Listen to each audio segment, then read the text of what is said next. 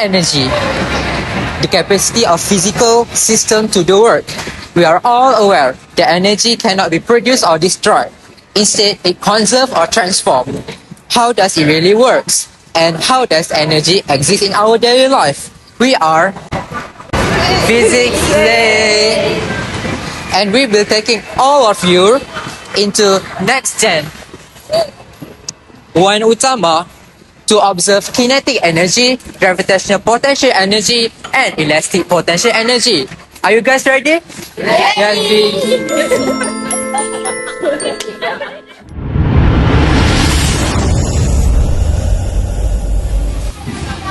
Okay guys, right here we are at the longest slide in next gen 1 Utama. So at this point, we will observe the kinetic energy, which is the energy associated with the motion of an object.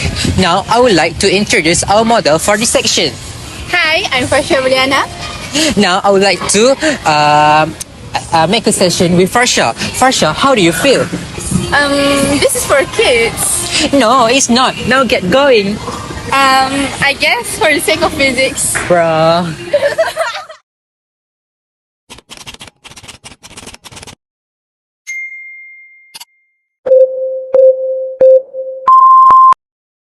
So we can see here that Farsha is currently moving along this line, indicating that kinetic energy exists here. Suppose that Farsha is 54 kilogram and she was moving with 4 meter per second in speed. We can take these values and substitute them into the kinetic energy formula, where kinetic energy is equal to half of the product of mass and the square of speed. This makes the kinetic energy possessed by Farsha is 432 joules. Now we are here at rock climbing section to observe the gravitational potential energy.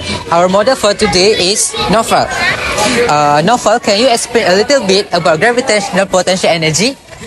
Right, so gravitational potential energy is the energy possessed by any object above the surface Earth. However, at ground level, the potential energy is zero. And why? Why it happened? Because He means because gravitational potential energy is equivalent to the work done against gravity to raise an object from ground level to a height h. At ground level, the object is not lifted, so there is no potential energy. Now, if we look here, Naufal at height of 12 meters, suppose that Naufal has a mass of 60 kg.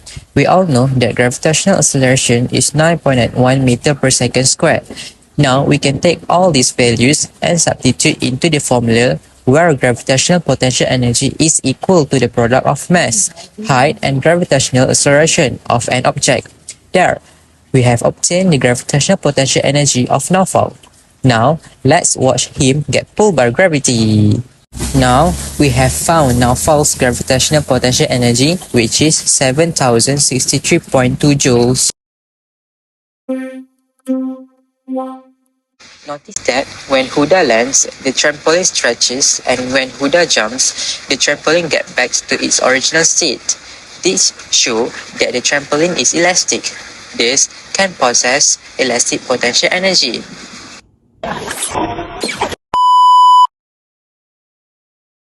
We must observe the length of the spring before it is stretched. Assume that the length of the spring here is 20 cm.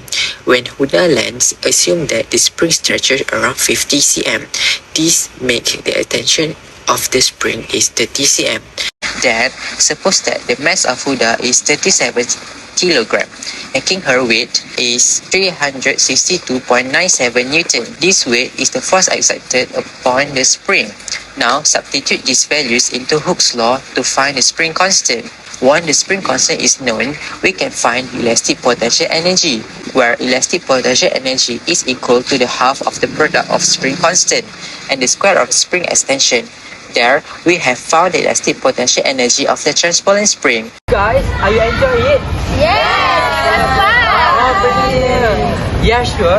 Well, that is the mark of our demonstration. Thank you for watching, and until we meet next time. Bye! We are Physics Day! Bye!